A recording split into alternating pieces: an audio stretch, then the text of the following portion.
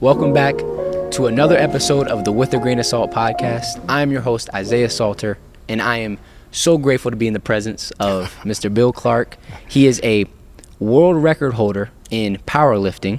He is a Guinness World Record holder. He is a international TV personality. He's been inducted into 9 Hall of Fames, World Challenge title belt holder, bench press 570 pounds, deadlift 740 pounds, jiu-jitsu instructor, and a plethora of other different things that we will get into. Man, thank you so much for taking the time out Listen, today. brother, it's my pleasure. Yes, sir. And you know what? The titles are cool, Right. but you know what? They're here today, gone tomorrow. How you treat people's the key. Mm-hmm. And, you know, thank Jesus that I have some talent. Yes, sir. And you know what? And I found it through His grace. So, you know, coaches came into my life, and and you know, it only takes one thing. One little thing can change the entire trajectory of your life. Yeah, I see people all the time, you know, because your circumstances shouldn't define you. Mm-hmm. So you find people all the time that you know, they're down today and boom, they skyrocket. Yes, sir. It's right there for you. Yeah. Just got to go out and find it. Everybody's got a gift. So thank you so much for having me. Yes, sir. on, man. Absolutely. Thank man. you so That's much. so true. I see all this stuff that you do and all the stuff that you've done. The first question I want to ask is, like, what is your why? Like, why did you get into all these different things, and what drives you on a day-to-day basis to keep going and want to inspire, want to motivate, want to do the jiu-jitsu and the powerlifting and all that stuff? Like, what is the why behind all of it? Well, I don't think it's a matter of a why. There's a whole bunch of whys. Come on. Right? There's a whole bunch. And I think each one is driven by a different why. So, you know, it's funny. I get asked that question a lot. And I think the answer almost changes from day to day. Yes, sir. Quite frankly, right? Yeah. Because your perceptions change from day to day. So if I look at the strength thing, I think it goes back to when I was a little kid. I was born premature. I was born on the smaller side, and you know, you get picked on, you get bullied, and you know, I thought, okay, well, I better do something to shift that, right? Because I'm not going to be a victim, Yes, right? sir. No victims, no excuses, no victims. You find something, and sometimes the answer is to just be able to endure. Sometimes the answer is you got to do something different to be able to take a stand. Excuse me. So for me, the lifting and the strongman stuff, that I just kind of found, I shouldn't say I found my way into it, because I don't believe in luck. For whatever reason, well, I guess the reason is probably fairly obvious, isn't it? God directed me toward this stuff. And I remember one time I was watching television, and this World's Strongest Man competition came on. Okay. And the guy that won it that year, you know, go figure, years later on, he becomes like my mentor, my coach. Wow. Wow. Yeah, so you know, God always connected these dots of my life. So I think the idea of becoming very strong has always been, you know, since I can remember, been in my head. My dad brought me here to the arena to watch professional wrestling one time. Wow. And I remember this wrestler's name, Billy Graham, who later on I met. Wayne Coleman was his real name. Big bodybuilder guy. And you know, he was a bad guy. Yes, Back sir. then they actually had bad guys versus good guys, you know.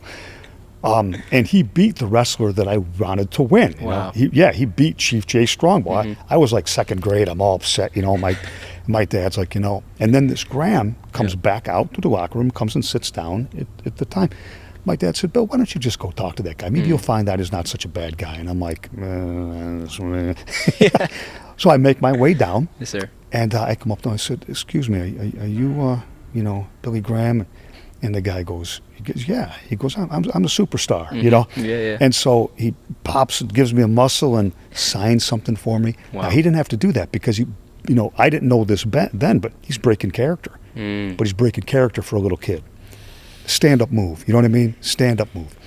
And I thought, gosh, you know, that's pretty cool. So then I asked my dad, can you buy me some weights?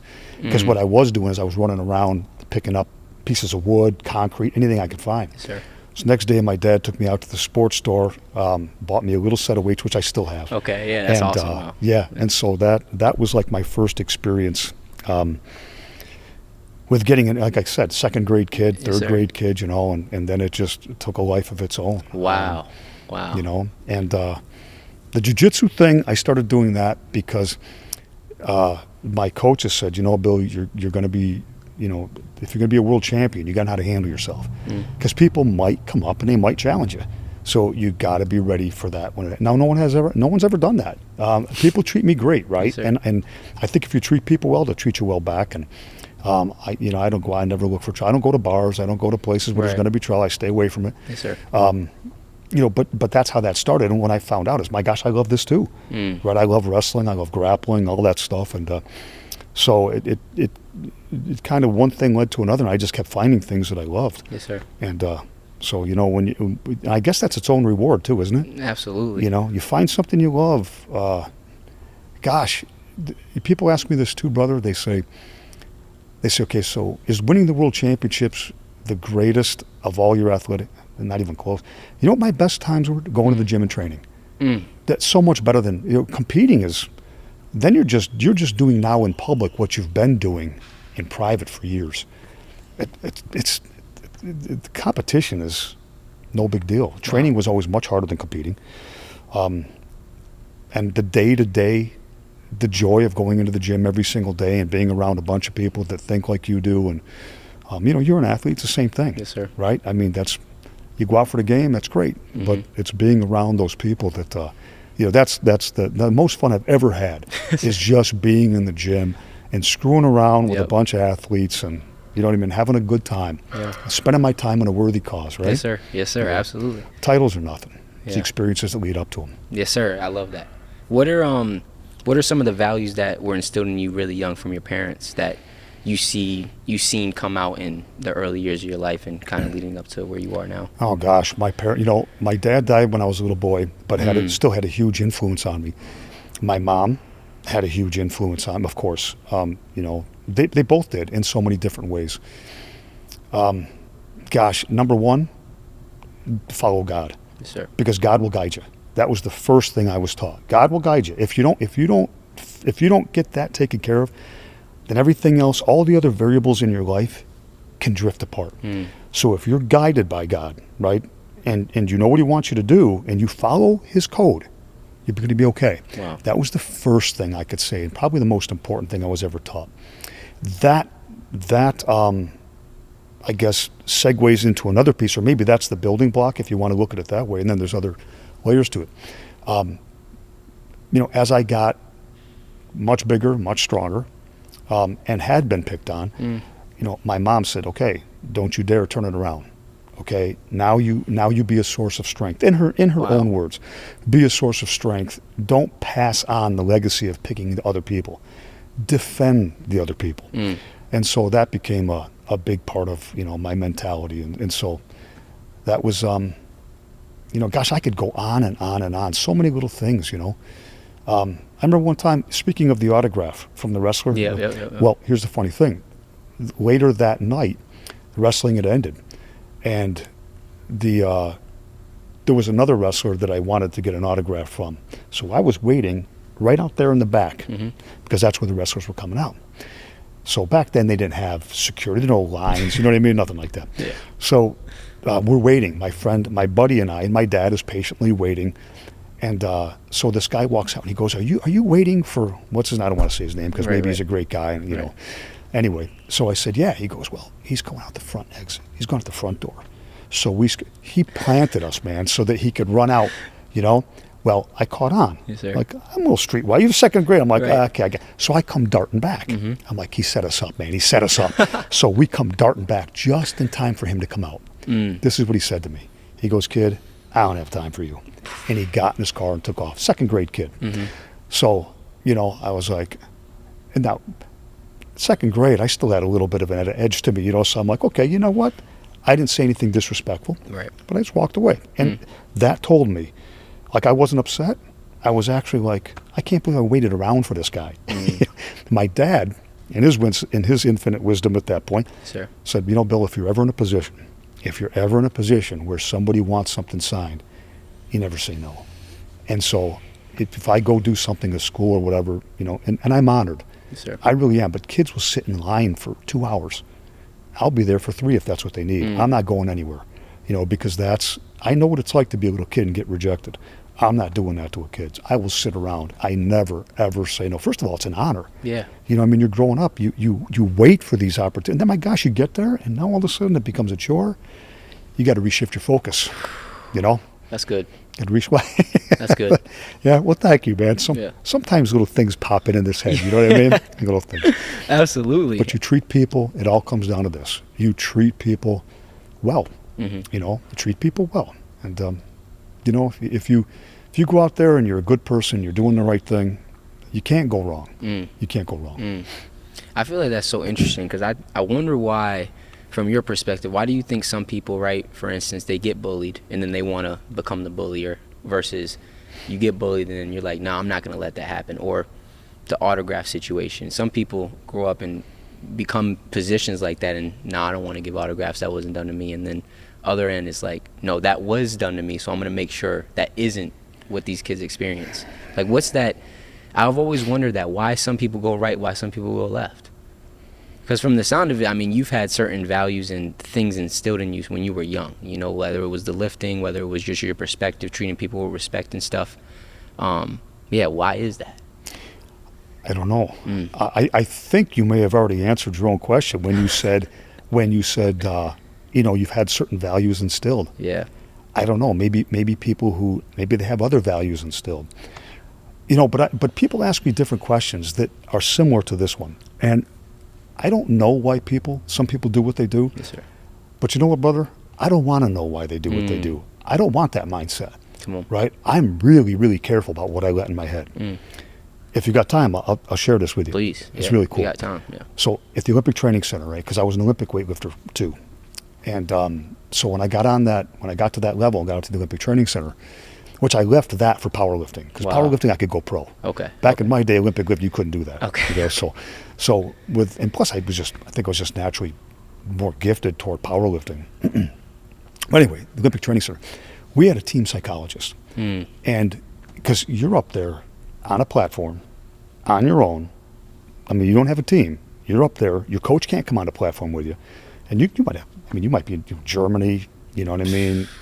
You know, Ichinata Kyosojo, Japan, I don't know. You could be all kinds of places, right? Right. And I don't speak Japanese. Okay. I made that up, actually. Oh, okay. I was wondering if that was actually No. Yeah, I speak a lot of stuff. Yes, sir. So, but you know, you're up there on your own, right? So it's very mental, very emotionally, mentally. You got to be so focused.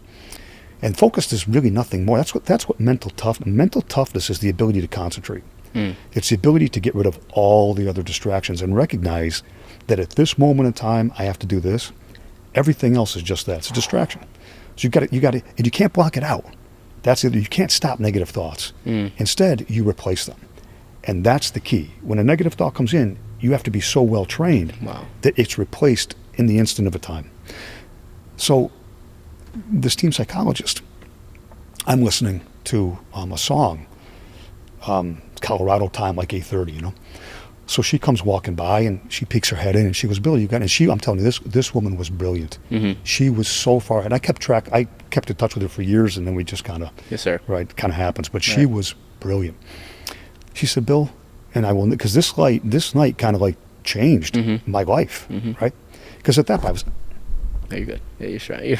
I was like 18 years old, you know. Yep. I'm a kid, right? In my mind, I'm not, but in everybody else's mind, I am, you know. Yeah. So she said, "You know, Bill, that song you're listening to, are you aware of the words?" I said, yeah.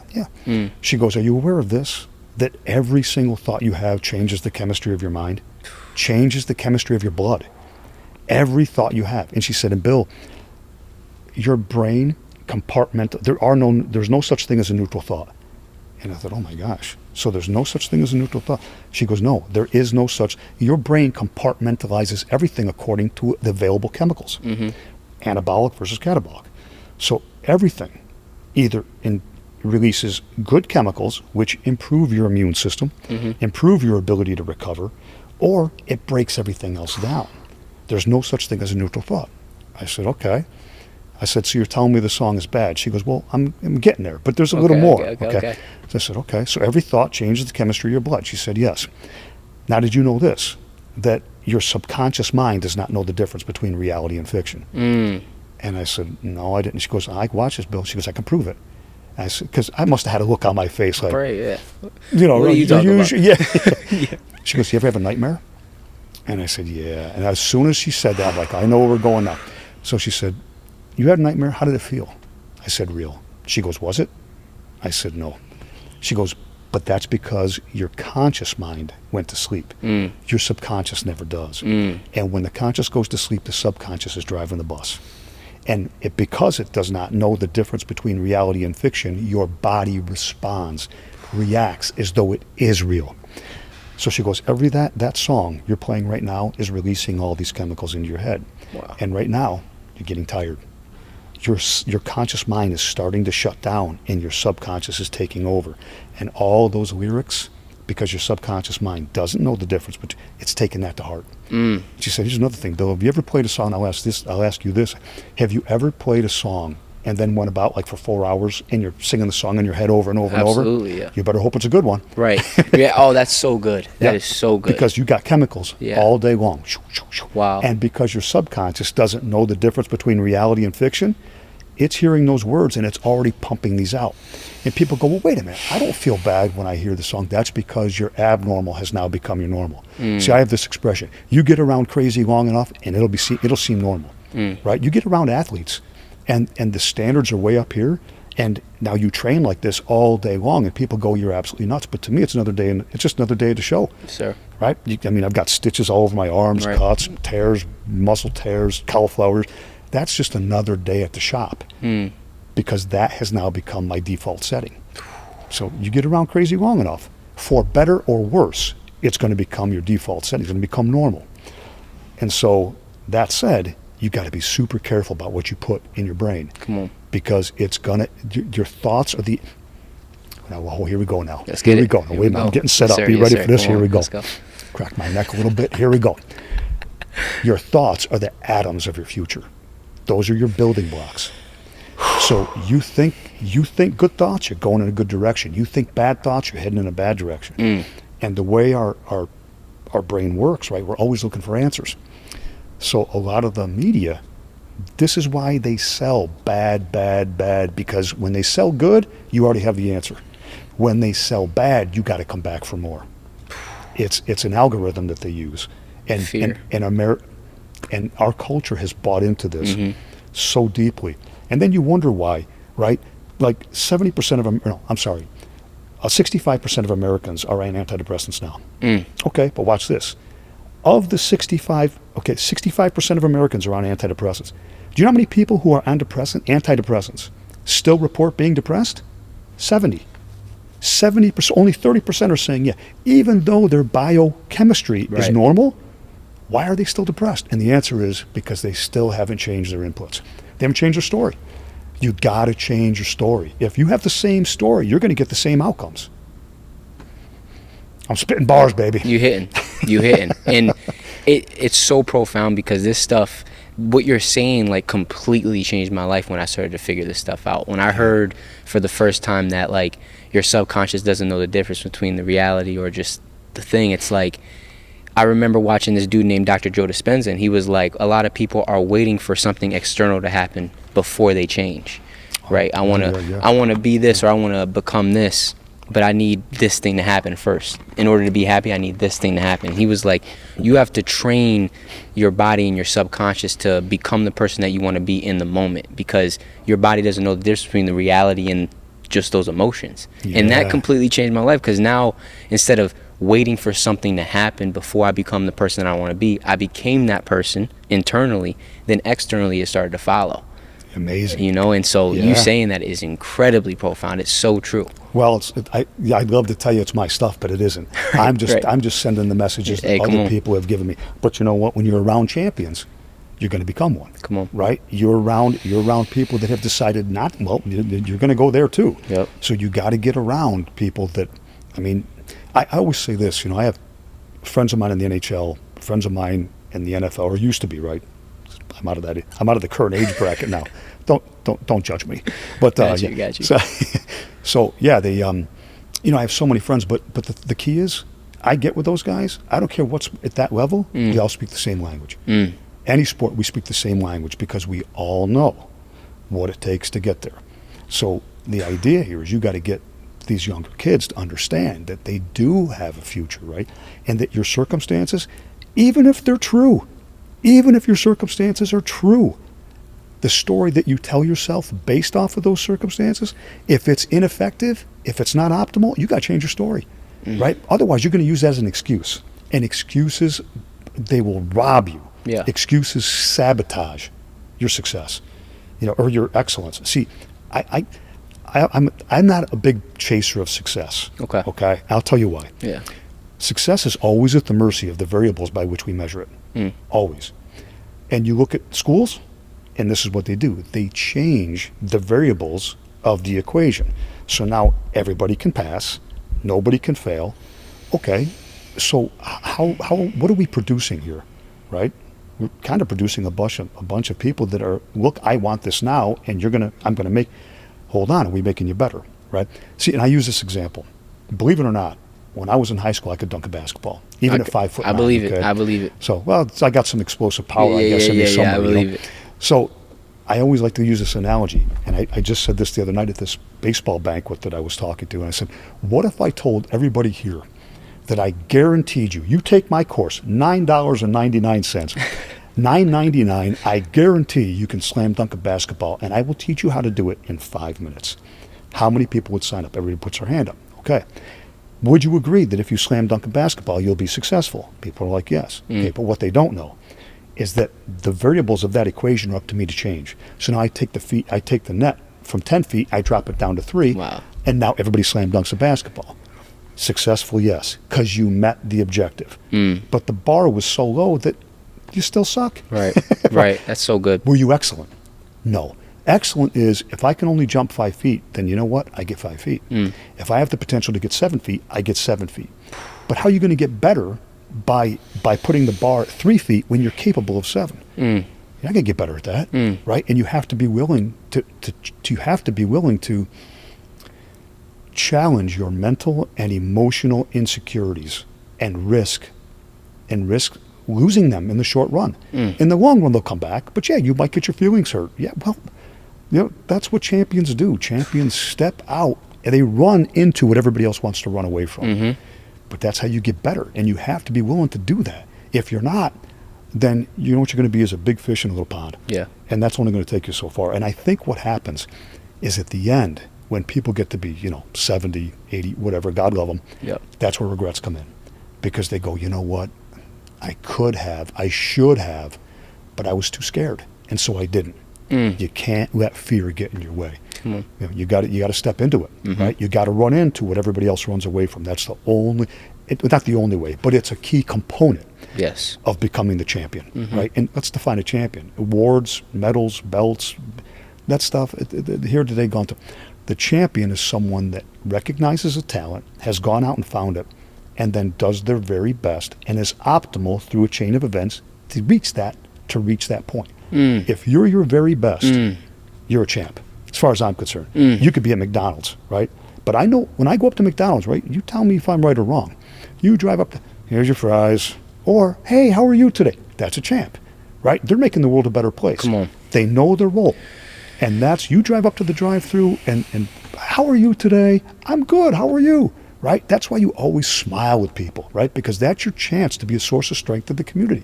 And you never know who you're going to influence. And that person at McDonald's, I don't care what they're doing. Look at all the people that came here to help us out, getting cords and everything else. Those are all champs because they went out of their way to help us do our thing here. Those people are all champions. They don't have medals and stuff like that. It's gone today. In 10 years, nobody's going to remember me for that stuff. And you know what? I don't want to be remembered for being a champion. I want to be remembered for being a source of strength to the community. Very profound. Well, very profound. Well, seriously, thank you, that's really good stuff, and I love that because, growing up, you kind of have this perception just from social media and society that success is like 3 different things. It's like a lot of money, fame, or it's accolades. You know what I mean? And I think like that's what a successful person is. And as I got older and more mature, I realized that success is a very personal thing. You have to define what success means to you. Some people, that's having a healthy household. They came from a broken household, so I want to be successful in my household. I want to have a healthy family. Other people, it's like every day I want to bring gratitude and joy to what I do. No matter if I'm at McDonald's or I'm at the bank, whatever it is, you know what I mean? And so even like what you said about being a champion, it's in your own right. And whatever you do, it's just about bringing that intentionality to it. And I think that can help so many people, because a lot of people's success and value is rooted on other people's perceptions of what they think. You know, now you're spitting bars, Hey, brother. I'm just saying. But it's true. Yeah. It's so true, right? And I guess that's the thing. At the end of the day, you have to like go, you know what? I'm okay with this, right? I'm okay with this. And I have an expression. Though this used to be my expression, win the day. Okay. That used to be my expression. I changed it. Okay. I used to say win the day. Go to bed better than you woke up. That's on my website, okay? But I don't say that anymore. Now I say win the moments. Because the day is made of the moments, right? This is a moment, right? We're talking back and forth. That's listening to you say these things to me. That's a moment for me. Me talking to you, walking in here, driving, all that stuff is when you win the moments, right? When you win the moments, now you can win the hours. When you win the hours, you win the day. You win the days, you win the weeks, you win the weeks, you win the months, you win the months, you win the years, you win the years, you win the life. You could tell I've been through this a few times, yes, right? sir, yep. But that's the whole point. Your life is made up of moments. Don't waste any of them, right? I mean, don't waste any of them, because you never know. You got to have your hands open to catch a pass. And you never know when that next one's coming. So, we don't know what the next quarterback is. Like, you're on the field and playing football, we know what the quarterback is. But life, we don't know what a quarterback is. Yeah, that's true. Right? You don't know. Like that the one guy I was just telling you about that came in, he said, are you Bill Clark? I said, yeah. He said, my kid, just big fan of what? Right, of what? And he said, could you just, if you sign something for him? I said, of course. But that's a moment for me to make that kid's life a little better, right? So I said, I get you a couple cards, and I said, now watch this. So I got out the pack of cards, and I said, you open them up, make sure they're real, right? I taped them up so they're even harder, and I tear the cards, and I said, you give that to your kid. But that's a moment, right? That's a moment. Yeah. But the best moments create synergy from everybody else, because now I'm hoping that guy goes out, and he's like, man, this is a good day, right? And his kid, well, that's a good day, right? I mean, we're working together. This is a good day for me, yes, sir. Right? It's good moments. Right? So your days are made up of moments. So I don't like other people micromanaging my moments. I'll do that for me. Yeah. Right? I know what to do. Right? If I don't know what to do, then you need to hire somebody else. Come on. But if I know what to do and you trust me to do it, then just let me go. Let me go. So that's so good. Because I'm saying, because that relates to me so much. I feel like a lot of people's where a lot of feelings of anxiety come from is focused too much outside of the moment. Oh, next week or next month or next year. Oh man, you're so focused on everything outside of this moment. And when I really started living my life just trying to be the best in this moment. Yeah. Like literally in this moment, how can I be the best in this moment? It released so much pressure, but it also helped me to just start moving in a more aligned, intentional direction. Yeah, for sure. And bringing gratitude and joy to this moment. Yeah. Well, to piggyback off that. Please. So, one day I'm training, and Don Reinhout, one of the greatest human beings of all time, won the world's strongest man competition numbers of time, a mentor, coach, we were talking one day, and he's like, okay, Bill, so, what do you think? World Championships coming up here. I'm like, yeah, I'm all good. He's like, oh, you're training today? I said, good, I'm thinking about this. And he goes, whoa. He goes, Bill, I love you. I love you. That's how he talks. I love you. I'm like, I love you too, brother. Yeah. The World Championships will be here in a month. Right now, you focus on this one. See, that's the point. Because if I focus too far out, that's where your anxiety comes from, which is exactly what you said, right? You're out in the future because you don't know what the future holds oftentimes, right? But we know what this is. But it's so hard to do that. Yeah. It's so hard to get your mind off of that and get now. And you know what? This is another thing I always like to talk. Your mind works according to neural pathways. If you've been rooted, right? If you grew up negative, in a negative household, let's say. So, if anybody's from the Northeast, right, you know what snow is. Okay. So when you're in the snow, you take your sled and you push it through, and you got to push down to get down to make a path so you can go sleigh riding. Mm-hmm. Well, the more times you do it, the faster it gets, and then pretty soon it's like a bobsled course. Okay, that can be either positive or negative. Mm-hmm. If you've had enough reps of negativity, that's like an ice bath. It's like an ice course. And so as soon as something comes at you and that's now become your default setting. So now you're going right down that negative path. And the further you go down the path, and this is what people don't understand, it's like a triangle, right? It's like a triangle. So if I catch a kid that starts with negativity stuff, we can get him across very quickly, or her. We can get him or her across very quickly. But you do that for years, and it becomes and now you got to go all the way across. It's so much harder to do. Harder, but not impossible. Come on. Right? It's possible. But you got to spend some time and you got to reroute. So, go see your doctor, see if medicine will help or whatever you're going to have to do to get there. Yeah. But it can be done, right? It can be done. So if we can do it sooner though, right? And we can get that path corrected to positive. And that was, again, one of the huge benefits for me with that team psychologist, because she really helped to get me from this negative thinking that I was so ingrained with or trained in as a kid, right? You're kind of at the mercy of a lot of the things going on. Absolutely. So my dad died when I was a boy. My mom suffered from a lot of illness, and so she'd have to be gone sometimes. And fourth grade Bill was on his own running the streets of Binghamton, and that's not always going to be so good, right? So we had to reroute. But once we did, I guess, oh my gosh, what a difference, right? And anybody could do it.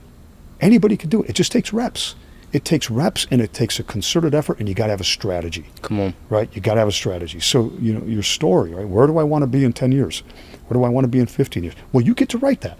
You get to write. That's why you always start your story at the end, not at the beginning. You start your story at the end so that you have a destination. Once I know where I'm going, like you guys drove to Binghamton here today to do this, which I'm so grateful for. Yes, sir. Thanks for driving all this way to come see me.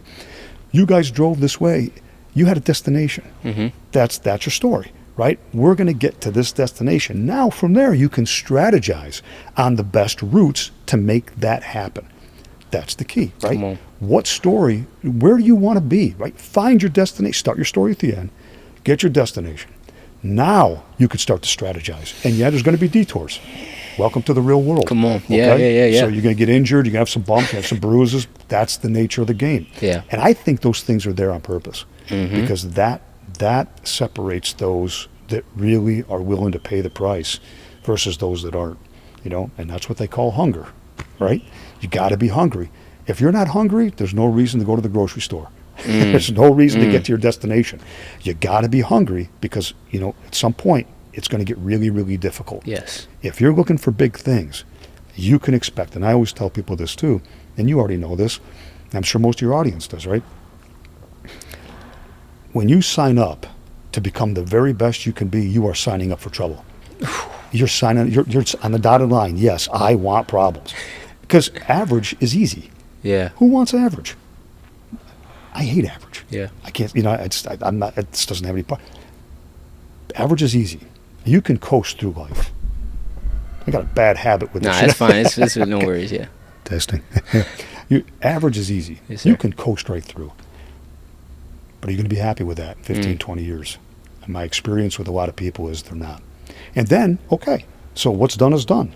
Now you start writing a different story, right? So whether you're 50, 60, 70, if you can hear our voices, you can change your story.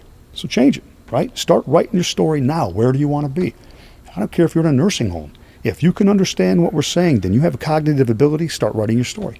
What is it you can do in that place to make yours and the lives of those around you better? And then you start strategizing. Make it happen. It's the formula is very easy. The application's kind of hard. Come on. But that's, but again, champions never look for easy. Champions don't want easy. We don't want easy. We want hard because we recognize it's in that resistance that makes you stronger, right? So you bench 500 pounds, benching 200 probably won't do much for you, right? You got to push, right. push, and push, and that's tough. But champions shouldn't be looking for easy, and that's for everybody, no matter what field you're in. Come on. It's crazy you said that. I was just making, I made a video the other day and I said that. I said, when you make that commitment that you want to become the best version of yourself, it doesn't mean life gets easier. If anything, life gets tougher, but it's for good reason. And I think that goes into character. Our character isn't defined in times of ease and comfort. It's defined in adversity and difficulty, because that really shows you who you are, Yeah, where the rubber hits the road, right? Yes. I think there's an expression. Yes. That, where the rubber hits the road, you find out, right? And that's why I think, again, to piggyback off what you're saying, that's why that subconscious has to be trained. Because when under times of duress, that's what's going to be operating, right? The conscious is a defense mechanism. The conscious mind shuts down. That's your defense mechanism. So you better have that subconscious on your side. And it's funny, what most people think are these incredible reactions are not. They're responses. There's a big difference, right? A reaction is innate. It's what you're born with. The response is the overriding of that, so that you've done it so many times that now you have a new, and I keep using this phrase, default setting. There was a football player one time, and he would make these incredible catches. I forget his name. But it was fun to watch, right? Yes, and the quarterback would throw these passes, and he would one hand reach up and make these great. And so I heard him on an interview, or not on an interview, I saw footage of him during practice. And the quarterback's throwing him all these passes on purpose. See, what everybody assumed was a reaction was not a reaction at all. That was a trained response. He's going to throw it in such a place, the quarterback has to be dead on, right? So the quarterback is half the game. He's got to do his job, and then this guy's reaching back, and it looks like these are. And I remember the announcers one time going, "My gosh, this guy's reactions." No, they're not. They're not reactions. They're responses. Come on. You watch a hockey goalie, right? NHL goalies. I was talking to one a couple years ago, and I said, "Yeah, I don't know how you guys see that puck." He goes, "Well, Bill," he goes, "the truth is, I don't. I only see it when it leaves the stick." Ooh. He goes, "I don't see it. After that, it's gone. That little black thing is gone. I can't see it." Right. Right? I mean, it's on white ice, but I still can't see it. It's gone. He goes, "That's why players are always trying to deflect it." So I said, "You don't see it?" He goes, "I see it when it leaves the stick, but I've done this so many times that I can tell when the puck leaves a stick there, I know it's going here." So then I snap my glove out. I'm like, "But you didn't see?" He's like, "No." He goes, "I see it leave the stick, so I know where it's going." That's why somebody will try to hit it and deflect it so that I can't keep up with that. Because that's a difference, right? And so I'm like, okay, that's a response. He goes, "Yeah, it's exactly what it is. It's people think it's reaction. I've just done it so many times that's the nature of, right? Now it's a new pathway that's been created. So now I know exactly what, I don't have to think about it. I see it leave the stick, it's gone. Right? I know what to do." Yeah. And that's the thing, right? Because you can't consciously keep up with that. You can't okay, here comes the puck, carry the 3, multiply by 4, divide by, it's gone. Right? You don't have time for that. You can't. The subconscious you see it, we've gone. Flow state. Boom, boom. Boom, boom. You're not even thinking. That's the difference between a pro and an amateur, right? A pro has done it so many times through difficulties and everything else, right? The reps, discipline versus motivation. Motivation's awesome, but motivation is for amateurs, because that's motivation. The definition of motivation is wanting to do something. Okay, so I get up at 4:30 in the morning in February. Well, I don't want to get up at 4:30 to train in February, but I do it. That's discipline. Now, here's the best part. Discipline will enact motivation, but don't you dare rely on motivation. It's going to sell you short. It's an emotion. No emotion. We're here, we'll laugh for a few seconds, and then we got to stop. Nervous system won't allow it. Forever releases too many chemicals. So you have to come back to homeostasis. It's the same thing. It's the same thing with motivation. It's impossible to stay motivated forever. That's why discipline is so important. So I have a routine. That alarm goes off 4:30 in the morning, or whenever it is, whenever I set it, man, I hit it, boom, 2 feet. I pop my feet on that floor. I send a message to myself. I'm not passively waking up. I'm waking up to start this day. We're going to get this thing rolling. I hit my knees, I say my prayers, and I'm gone, right? Down to the gym. Get a little something to eat, down to the gym.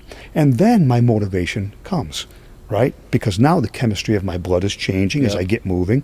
Now motivation comes. But you can't depend on motivation to get things done. It won't be there when you need it most. Discipline will, right?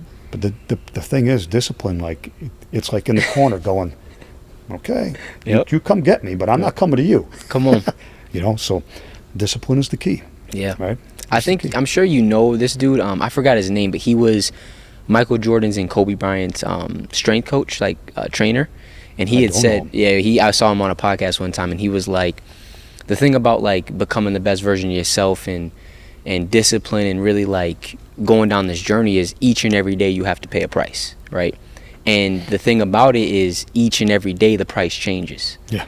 Yeah. And you have to be willing to make to pay that price for that day. And that's where it's tough, because some people, it's cool you paid it today, but tomorrow it might cost more. Are you willing to pay it tomorrow? Yeah. It might cost less. Are you willing to pay it? You know what I mean? And so I do. yeah, like that discipline is like, I'm willing to pay whatever's in front of me every single day. Yeah, and I'm going to take that one step further. Do it. Because what I say is you have to be willing to pay the price moment by moment. Yeah, that's good. Because, Come on. Because the thing is, the price changes. And this is why I say this, right?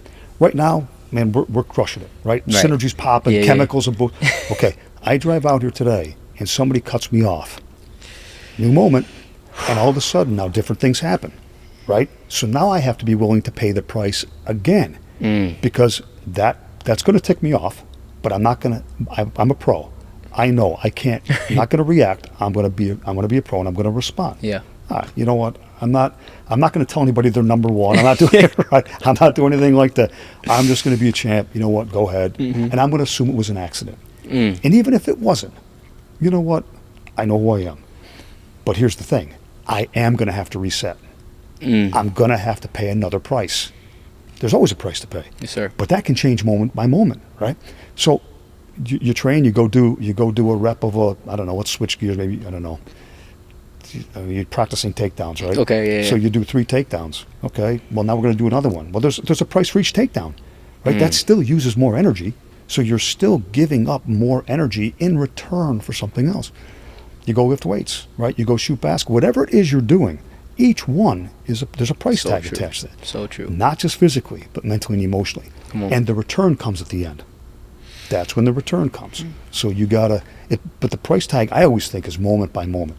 I agree. And I'll never forget. And I came up. Well, I didn't come up with it. The coach was like, "Okay, Bill, we're going to play this game today." And he's got a deck of cards, you know. He's like, "So any card with, what do they call them? With kings and queens? What do they call they called face cards or something like that." Yeah. What are those called, Gabe? Like the kings, queens, jokers. I guess, yeah. Face cards. I think you're right. Whatever Yeah, they face are, cards. you know? Yeah. So he goes, "Those are 10 reps." Okay. So. Oh yeah. Okay. You know what I mean? So you paid a price, man. Yeah. Well, you know, so we got 315 on the bar. We're doing squats, and so he's like, "Okay, there's a queen. Go ahead." Okay. Well, you know, you want your phosphagen and your glycogens. You want your phosphocreatine system to come back, but we don't have 8 minutes to wait for that full. So you're gonna have to go back to your glycogen system too, because that's the whole idea, is to break you down, to make it harder. So you do a set of 10, no problem. So now we take 2 minutes rest. He goes, "Here we go again," right? Then I go, "Jason, well, what do you think? You know, what do you?" Of all I could pick a 2, but no, I got to pick another king. You know what I mean? Or that, or he had the deck stacked. I don't know. It's another set of 10, right? Yeah. Then there's another set of 10. Then there's another set of 10. Then there's a 2 or whatever it was. Right. I just remember getting a break, but right back to it. You know what? More I think about this, I think I was being set up. Yeah. But there was a point to that, right? Right, There was yeah. a point to that. Cool. That you have to pay a price. This whole process. And then, you know, we didn't squat for another 5 days because you got to recover. You got to recover from the price tag. If you don't recover, you're going to break yourself down beyond getting yourself back. So you got to have that space, right? It's that space between the notes that makes the music. Otherwise, it's just a mangled mess. Come on. So you got to have some space in there too. You know, I'm not like people always say. You know, you got to keep your balance.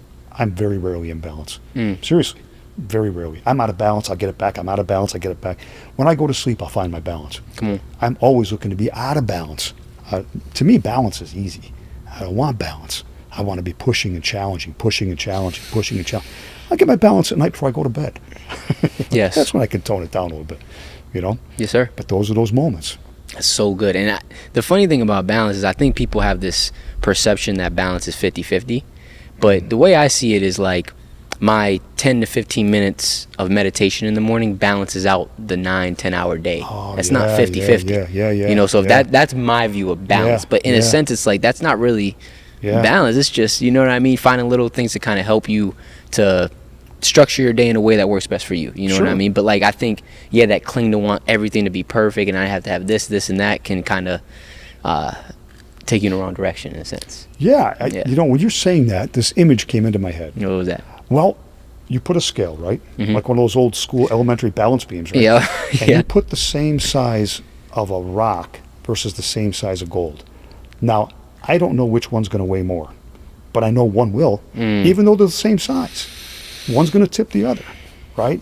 One's going to tip the other. Yes, sir. So, you know, I like what you said. Yeah. That's really cool because the balance is wherever you put it. Yes. Right? Yes, that's Balance it is right wherever there. you put That's it. key. Yeah. You know, it's funny. I was interviewed one time. This news agency in India called me up and they said, so what's your mindset like? And they said, I mean, you know, you have to be thinking outside the box. And my answer is, why do you even have to have a box? Who's conventional wisdom and why do I have to follow it? Right? I don't need a box, right? So you think inside the box, you're average. You move over to the edge, you're a little above average. You go outside, but why do I have to have a box? Come on. It's like that thing, you know, the sky's the limit. No, the limit is wherever I put it. Come on. I don't need the sky's. That's not. That That's might what be we stand on. Okay, the sky's the limit. Tell that to an astronaut, right? The sky's not the limit. The limit is wherever you put it. I love it. Right, but you have to have. Let's not kid ourselves. You have to have the talent, right? Because your kindergarten teachers probably lied to you. Okay, you can be anything you want. No, you can't. I'm sorry, that's just not true. Yes, sir. Like, because you got to tell the truth, too, right?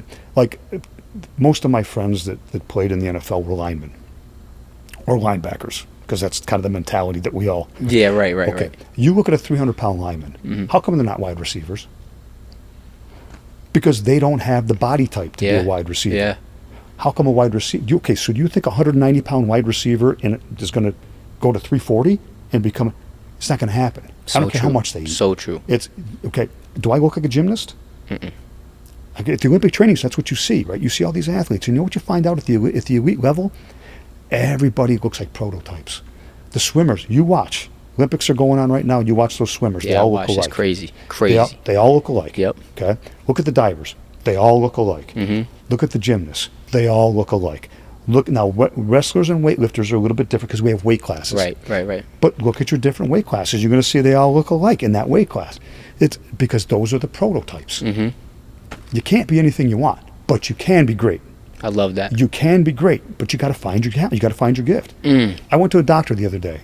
Question: why do I go to the doctor? Because I can't do what he does. I can't do what my doctor does. So I got to go to somebody who knows about that field, right? So that's everybody's got a gift. Everybody's got one, but you got to find it. Come on. And then you got to develop it, right? So finding it that's the easy part. Now you got to go out and you got to grind it out day after day after day because it's going to get old. It's going to get old. But do you want easy? Right. No. Champions don't want easy because they recognize. You know. That's really interesting. I was watching a podcast. One of my favorite. Shout out to Jay Shetty. He said, "You can't be everything you want, and you can't be anything you want, but you could be everything you are." Oh. And I really love that because cool too. I think that's the thing. It's like, it's not about trying to focus on trying to be anything you want. Figure out who you are, what your God-given abilities are, and then hone in on that because that's what you were put here to do. That's what your uniqueness is. You know what I mean? And I think that's beautiful because you're not saying it in a way to demean people. If anything, it's more uplifting. Oh, wait, I don't have to try to be everything. No, I just need to focus on my uniqueness and hone in on that. Well, yeah. I mean, out of the greatest love in the world, you're going to be wasting your time. Right. Okay? Yeah. Right. By chasing an illusion. Come on. That's an illusion, and that's not yours. That's somebody else's gift. Okay. I'm 5'9". So years ago, I went down to see promoter, went to a wrestling school, to go to the WWE. You know what I mean? Wow. That's Okay. well, I never got that far Right. because one of the first things they said is, okay, you know what, you're a good talker, but you're 5'9", 5'8". Yeah. And they said, so on one hand, you might be kind of a good guy, but you can't be a bad guy because the people will automatically sympathize for you. So you're trying to be a bad guy, but you're 5'8". So it's like David versus Goliath. Right. You see what I mean? So Right. There are certain things that I am limited by, right? Yeah. There are certain things that I am limited by, except for in my field. Now in my field, I'm not limited, right? I'm going to keep pushing until I reach that God-given limit. I haven't found it yet. I don't know where it is. Come on. But that's my gift. But if I try to go out into somebody else's gift, it doesn't work. right? I could go out and play basketball all day long. There's no way I'm going to be a D1 basketball player. Yeah, I did, and I recognized that when I was in school. The coaches would be like, "Bill, you want to play basketball?" I'm like, no. Right. No, yeah, right. Bill, no. Bill, you want to play baseball? No, I don't think so. Yeah, right. Look, I know my job. Yeah. Right. And plus, at that time, when I was in high school, I had been recruited, so they were like, you can't do these other things because if we're gonna help you out, and we're gonna kind of give you some money, like stipend type things. This is for powerlifting. Yeah. Got you. Well, actually, weightlifting at that time. Weightlifting, got you. Okay. So they were like, you can't play football. Right. Heck Okay, no. you know what I mean? So okay. So I quit. But that was a question that I had to ask myself. Okay, what are the chances of me going to the NFL at 5'8"? I had to be honest with myself, right? What are the chances? Now, is it impossible? No. But what are the chances? Meanwhile, these guys over here are saying, Bill, you could be like a star in this sport. So I'm looking, okay. I mean, you got a lot of people talking to you. So I asked my football coach, I said, what do you think? I mean, me being NFL, he's like, who knows? I mean, you're fast, you're very strong, you're very tough. He goes, maybe linebacker, fullback. He goes, oh, okay, but that told me, I don't know, who knows? Versus, come on. Yeah, this is your thing. This is your thing. Yeah. Right? So who knows versus this is it. So I came home, said my prayers, and it's like, you know what? Thought about it for a little bit. I thought, which one do I really love more? And I really loved lifting weights. Wow. And so I thought, you know what? I think that's my thing. And it turned out to be okay. Come on. But everybody's got to make those decisions. And it's okay to play football. Like, you don't have to be a pro at this, right? I can still go out with friends and shoot baskets. But that's a hobby. Yeah. Well, I'm just going out there having a good time, exercise, but that's a hobby, not a profession. So if you love to do it, but you're not at that level, it's a hobby. You know what? I love to paint. I'm the worst painter in the world, but I like to do it. Yep. It's a hobby. Yeah. I'm not a professional painter. I know my role, right? I know my job. I know my role. I know what I'm good at. Yeah. But I like to sit there at night and put a little color on something. I'm okay with that. I'm okay. I don't try to sell anything. I'm not. Yeah. I see what people are doing out there. I'm like, Yeah. No. But I do it as a hobby because I enjoy it. Yes, sir. That's the difference. That's the difference, So, if you're, and I believe everybody could be blessed enough. It's there for you. You just got to find your talent. But like anything, I love painting. But if I did it all day long, every day, don't think for a second I'm going to sit there and enjoy it as much. It's going to become a chore. Yes. But that's the point. Yes. That's the point. If you're doing it for a livelihood, then that's the point. It's going to get hard. So embrace it, right? Embrace it. Go get it. And when it gets hard, tell yourself this is right where I need to be. Yeah. Because in my experience, this is what separates world champions from national champions. When it gets hard, the national champion will still do it. It gets hard. They're disciplined. They didn't get to that level for free, right? They didn't get to be national champions by sitting on the corner of 42nd and Broadway with a tin cup in their hand. They are able to keep pushing, right? Yep. But the world champion not only does it, but they love it. They love being in the dirt. They love being, when it gets hard, they just suck it up. They're like, this is my moment, man. This is where my next level comes. The other guy will do it. The other girl will do it. Yeah, I'll do it, but I really hate this right now. But the other person can get their head straightened out where it becomes, you become comfortable being uncomfortable and you learn to love it. That's your next level. That's my experience between the best and those that could be. The best just go, I love this stuff because they have that ability that you just can't wait for difficulty. You know what I mean? It's just like, you just look at the numbers and you're like, yeah, this is going to be great. Yeah. You know what I mean? And everybody else is going, like the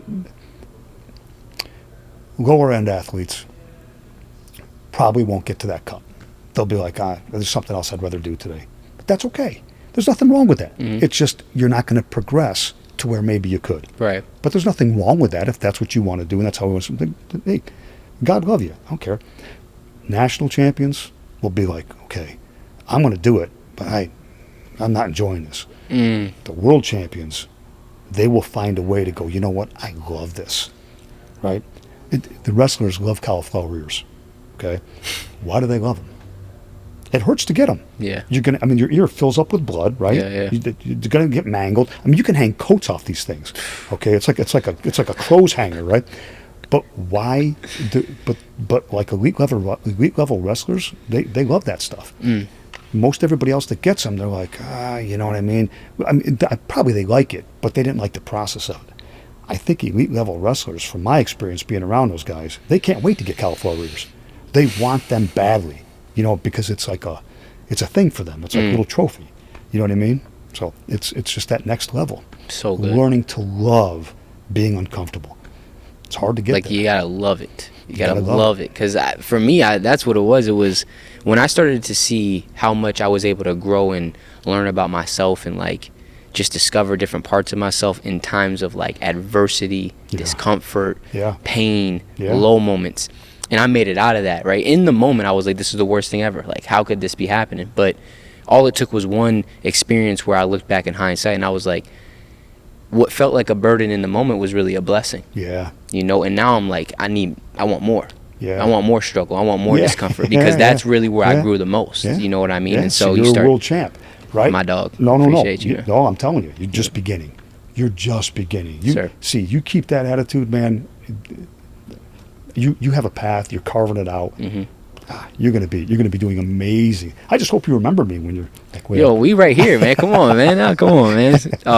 I want to go back to the subconscious, like with you saying, you know, you got to train your subconscious mind. What were some things that you did to train it, and what do you think are some tangible things that people can do?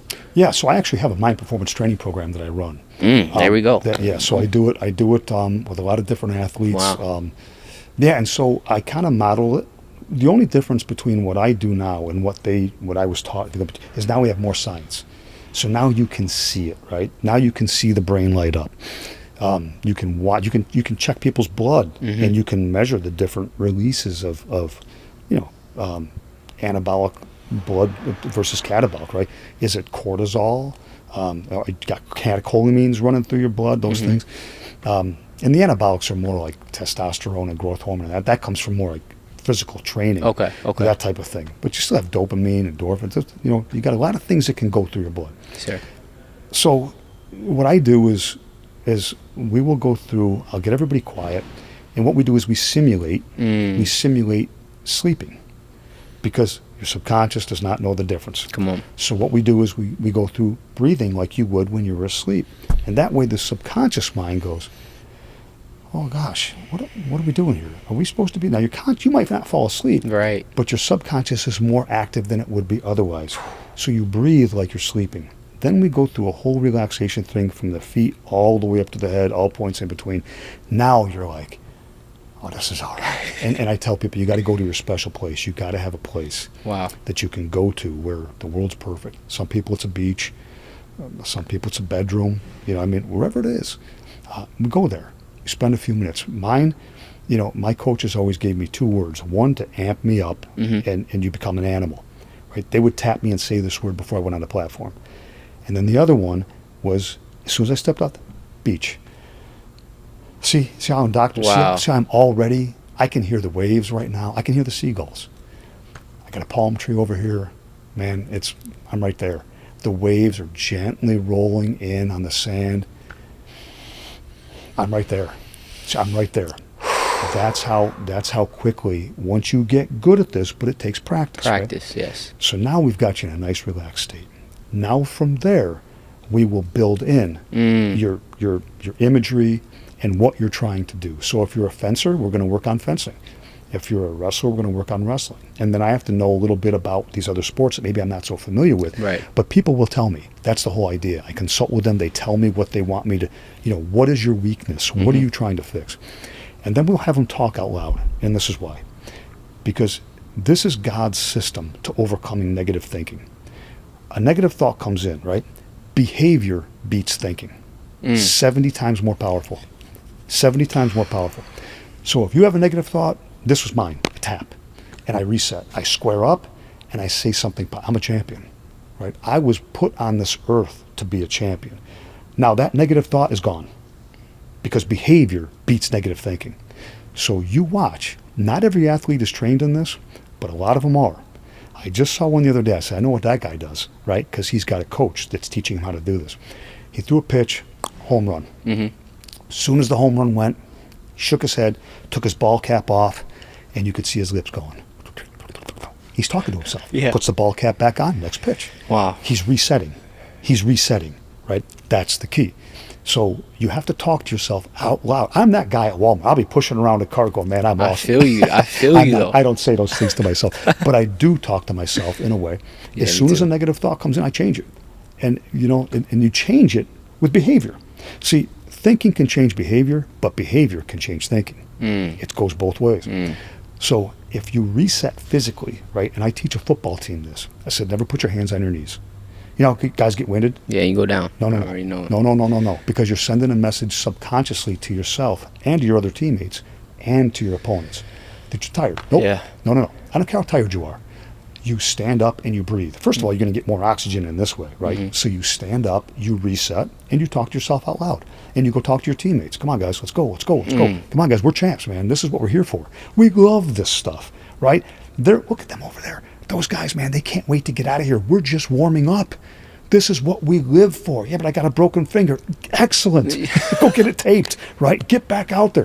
That's the whole point, right? That's the whole point. Yeah. And that goes for everything in life we do. Okay. I don't care whether you're a maintenance guy or a maintenance girl or you're an electrician. It doesn't matter. So true. You reset, right? And you talk to yourself 70 times more power. Now, what do I mean when I say 70 times? 70 times the chemical release. So talking out loud is a behavior.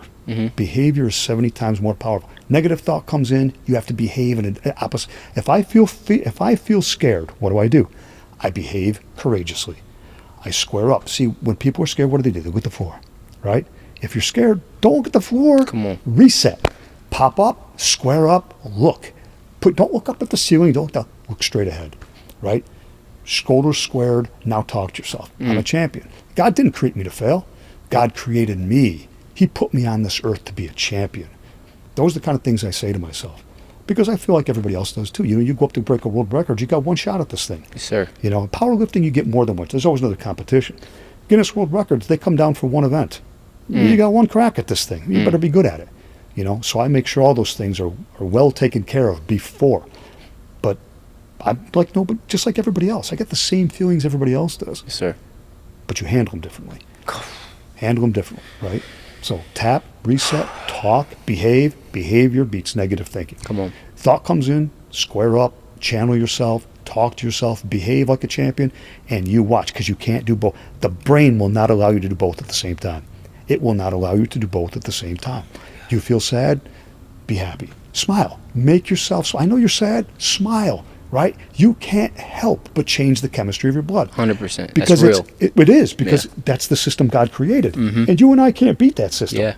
So I guess you could fake it, but then you would have to be like purposefully wanting to be sad. Right, yeah. Which, that's a whole nother, that's deep. That's deep. Yeah, That's that goes, deep. yeah. But some people choose, okay, look, I'm going to love you either way, but that's not the way to live your life, my humble opinion, right?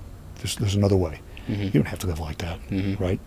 Behave, square up, get yourself, and go out. And I'll tell you something, you want to be happy, you go out and you do something else, you do something for someone else. Come on.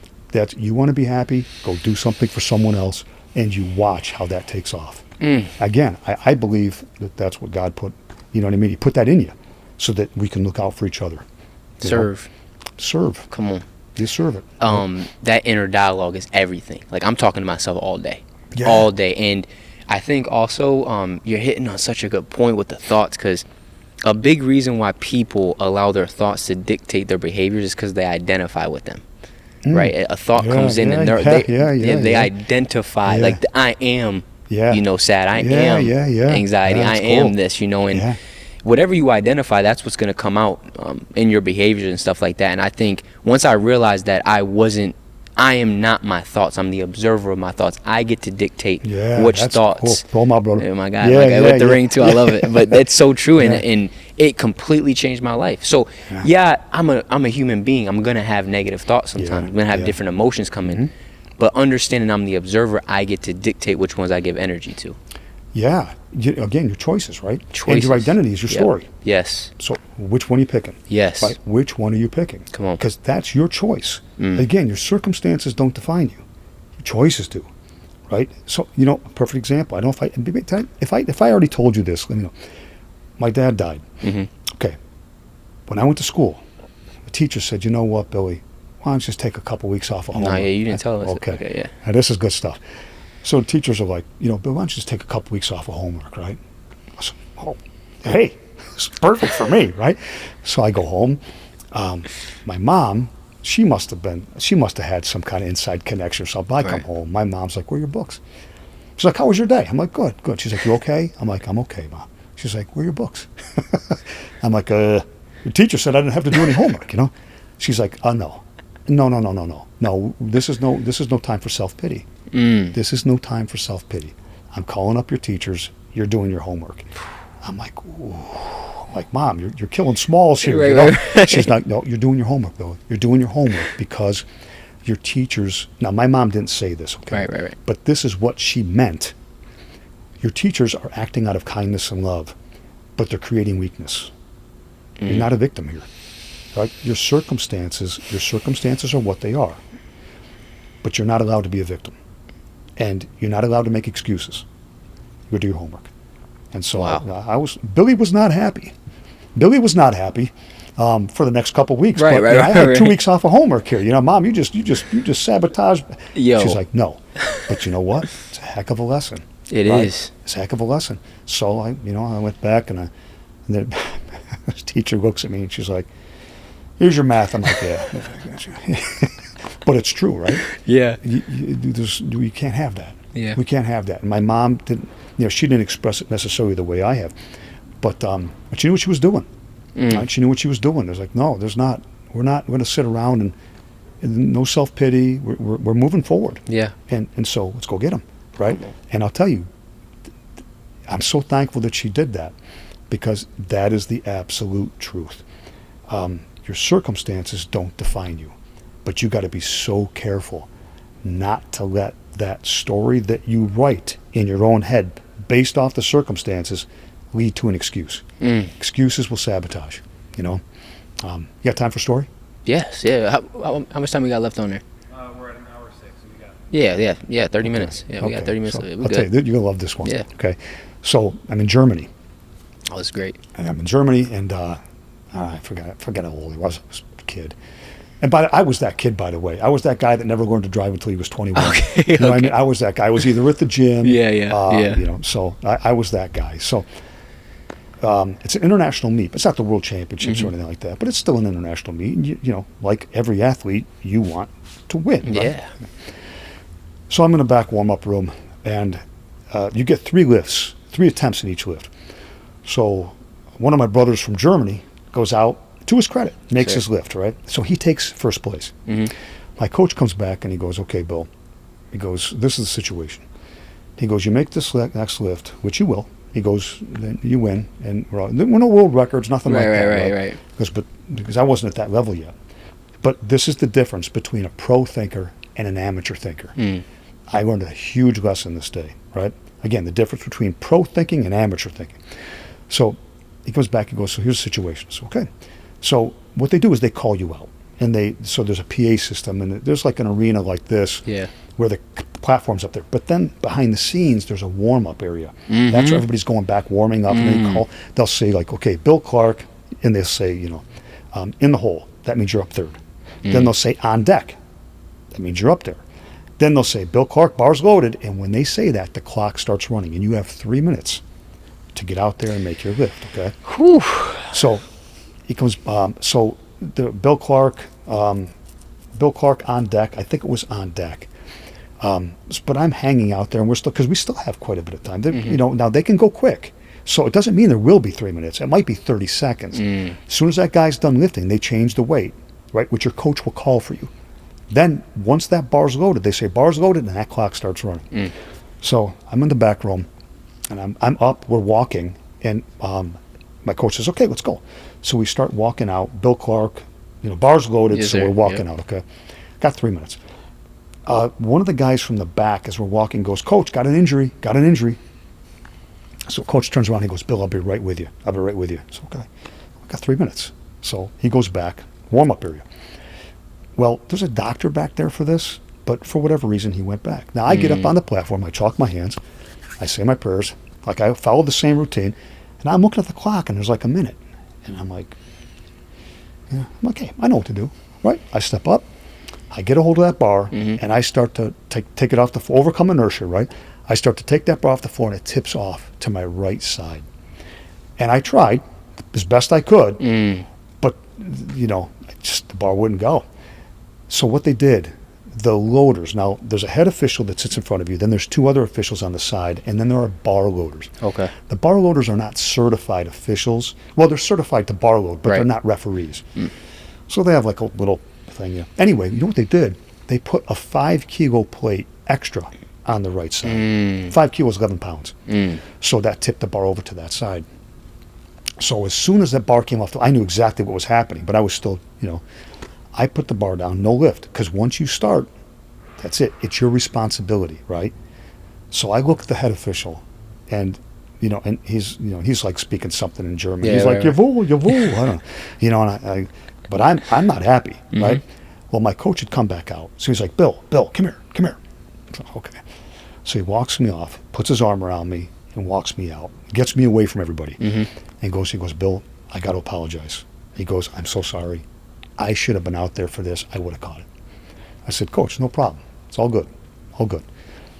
But I know there's something else coming, right? And he goes, but Bill, you screwed up too. And I'm thinking to myself, how did I screw up? I didn't load the bar, right? I didn't do that.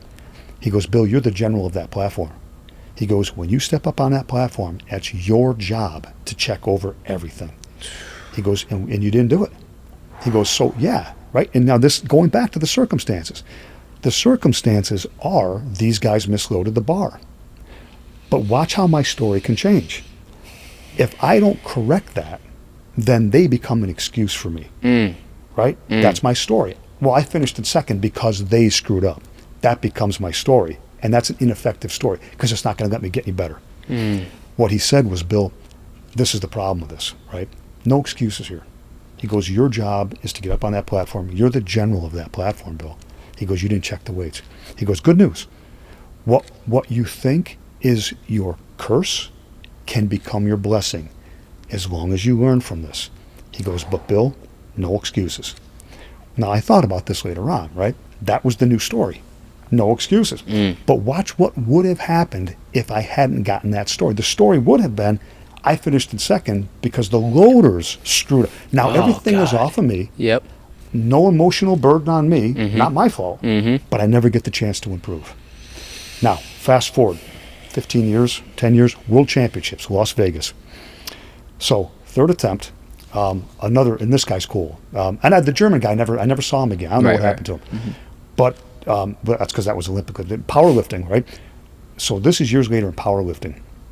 Las Vegas, much bigger crowds for powerlifting. But there was a Russian lifter, Yuri, oh my gosh. I can never pronounce, Yuri Chakmanov, I think. Okay. Yuri something off, right? Yeah.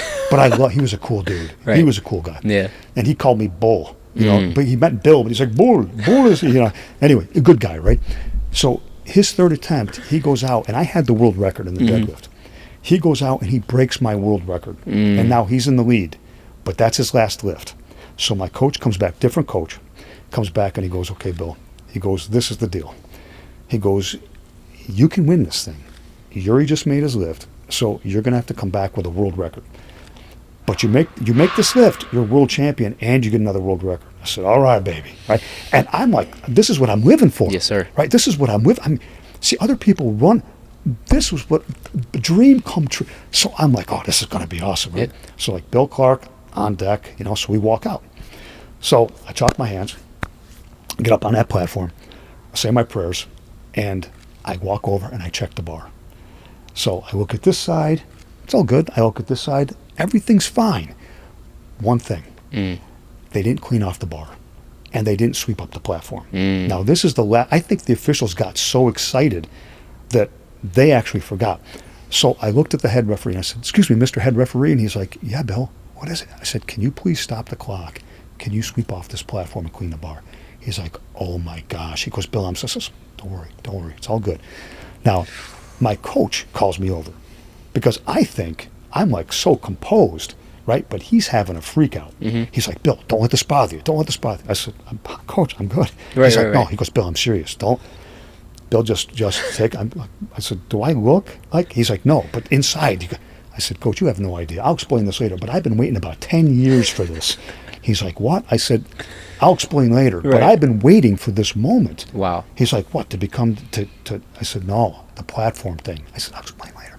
But I knew at that moment, that was like the moment that told me I got this, right? Because the curse had become my blessing. Come on. So I knew that was my time. Yeah. Right. I knew this, and plus I knew I could lift that weight anyway. But that was like, now you got it. Yeah. Right. So, make a long story short, we make the lift. Yeah. And Yuri was great. He's like, congratulations, board. Congratulations, board. Yeah. But that was the thing. Like the curse becomes a blessing. Man. But you got to have the story for that to happen. Otherwise, right? We go back to the story. If I tell my story is written, right? If my story is, hey, those guys screwed up, not my fault, I do the same thing again.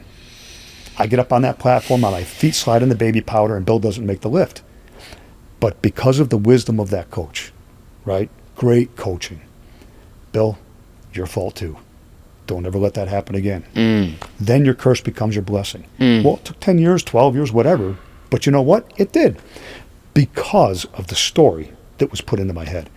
That's why this is so important. And excuses sabotage pursuit of excellence better or worse than any other thing. Excuses kill because you can never learn from them. Even if it's not your fault. I didn't go to the bar, but part of it was. But if I take all of the responsibility and push it off, you're done. Gosh. You just trashed yourself, And that's the importance of like external influences, because you can have people that, like your coach, hey, like, no, this is on you too. But then I see it all the time where somebody plays the victim and there's people around them that just reaffirm that. Yep. Oh yeah, you're right, bro. It wasn't your fault, man. It was all them. And all you're doing is giving your power away, and you're allowing it to stay as a curse instead of turning it into a blessing. Yes. And you used the word that I was going to. You're one step ahead of me, brother. Victim. Yeah. Look, and he may have, I don't think he said that. I don't think that was a thing back then. But that's what he meant. If you make an excuse, you become a victim. Yeah. Because you can't change it. But owning up to anything, even if it's like 10% you. Yeah, you didn't go to the bar, but you should have checked it. Come on. That's still something that is within your capacity to change. But if you don't shift, if you don't get that story in your head the right way, then the circumstances will create a victim. Same thing with my mother, right? My dad died. Bill, you're not a victim. You're not a victim here. Your dad died. These things happen. Go do your homework. Shut up, kid. Go do your homework. Right? But it's true. No victim. No victim. No self-pity here. Right. Let's move forward. Yeah. And you know what? And my mom had said this to me too. She said something along the lines, something along the lines like, yeah, Bill, your dad died. You were a kid, but you had a dad, and you knew who your dad was. A lot of people don't even know who their dad is, right? So you know who your dad is. True. So it's all relative too. It's all relative, So, and even if you don't have a dad, okay, that's your. But that doesn't mean you have to become a victim to that. Come on. Get your story straightened out. Come on. If the story doesn't make you better, change your story. Even if your circumstances are true, it doesn't matter. Change your story, because that's your choice. The story is your choice. Circumstances we don't have any control over. Right. But your story we do. You can write it any way you want. Shift it, make it optimal. So good. That's where you're taking your power back, man. When you start writing your story, you become a victor of your circumstance. Yeah, see, all right. Not a victim, a victor. Not a victim, a victor. Come on, man. Come on.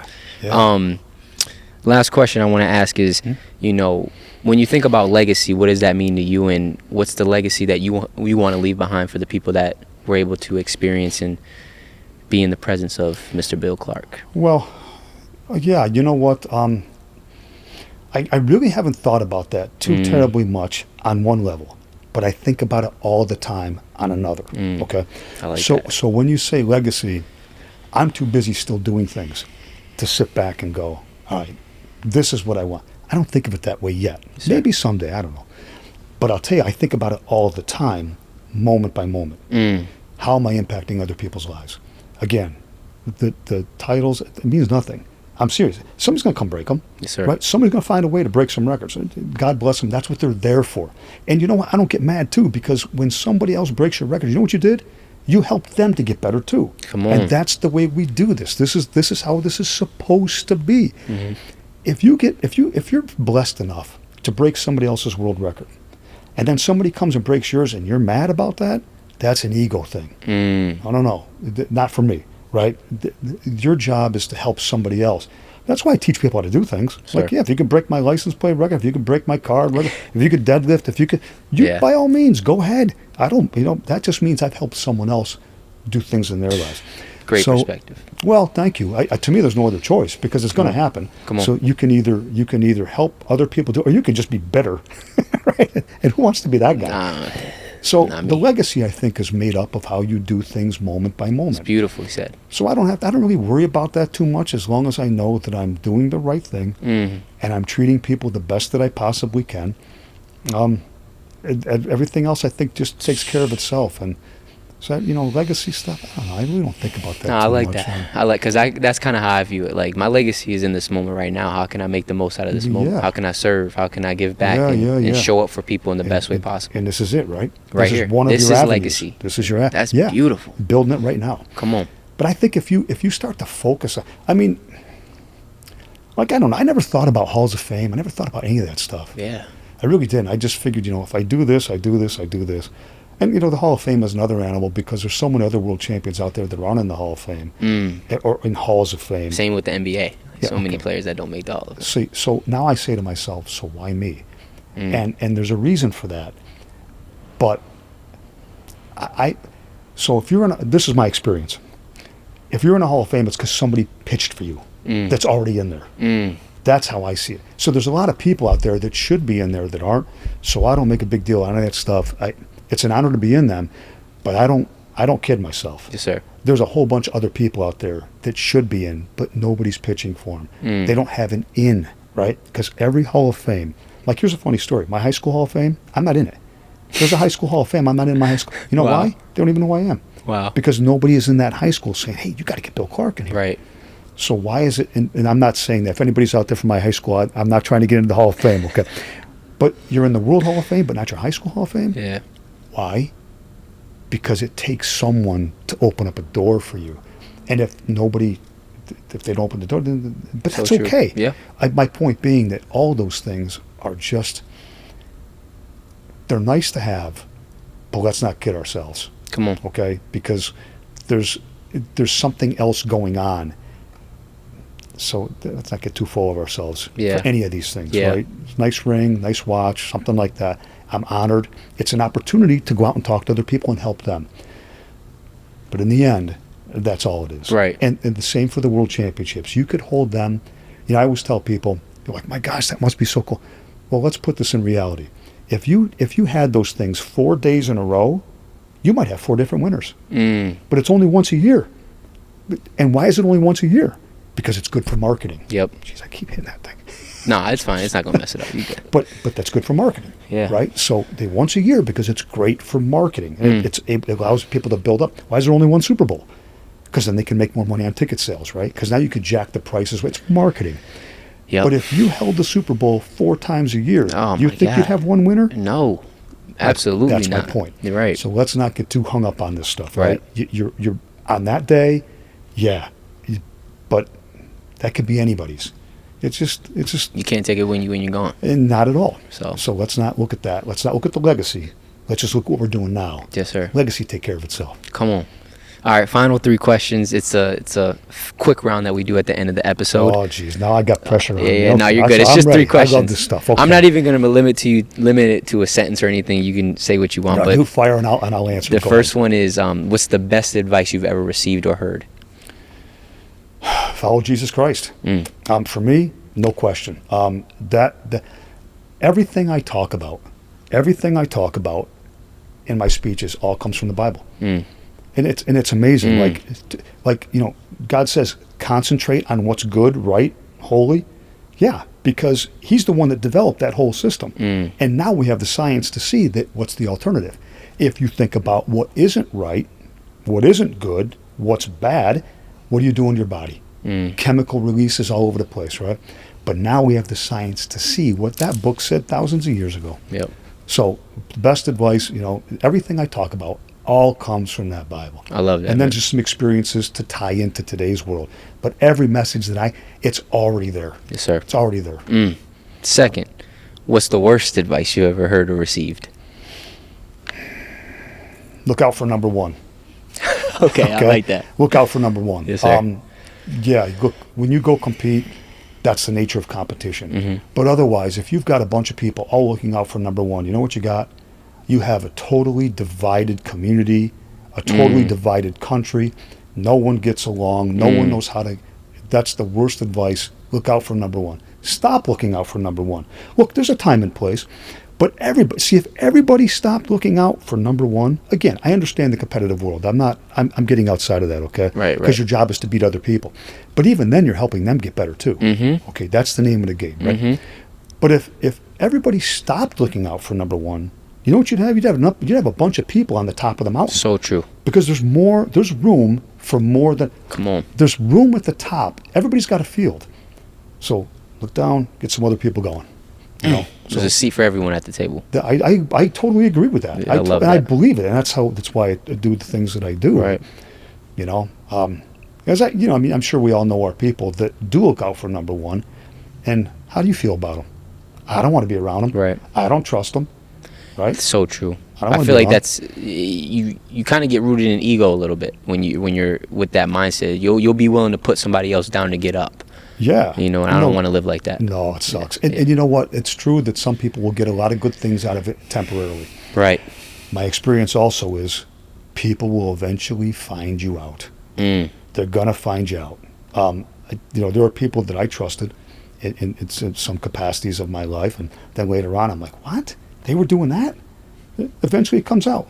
Yeah. So, I'm going to surround myself with people that I know I can trust, that I can build. And if I can't trust, sorry, I can only develop so much of a relationship with that person. Yes, sir. Because I can't trust them. Yes, sir. And so you do the right thing, best that you can, and then you try to bring everybody up with you. Try to bring everybody else up with you. Absolutely. And then the last one is, if you could create one law that the whole entire world had to follow, what would it be and why? Oh my gosh. I know this is like makes you think. But way beyond what I'm capable of. Are you kidding? With this hammerhead, one law. One law that everybody had to follow in the entire world.